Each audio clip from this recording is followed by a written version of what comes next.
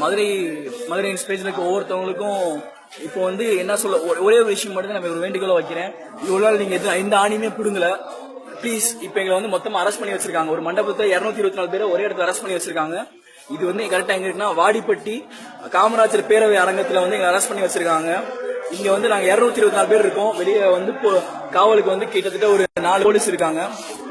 4 police இருக்காங்க. இதுதான் அந்த ஏரியா சரௌண்டிங். இது வந்து எங்க இருக்குன்னா ஆர்த்தி உரக்கடை அப்படின்ற ஒரு ஃபர்டிலைசர் ஷாப், ஒரு உரக்கடைக்கு இப்ப ஆப்போசிட் இருக்கு. இங்க பக்கத்துல ஒரு ஃபைனான்ஸ் கூட இருக்கு.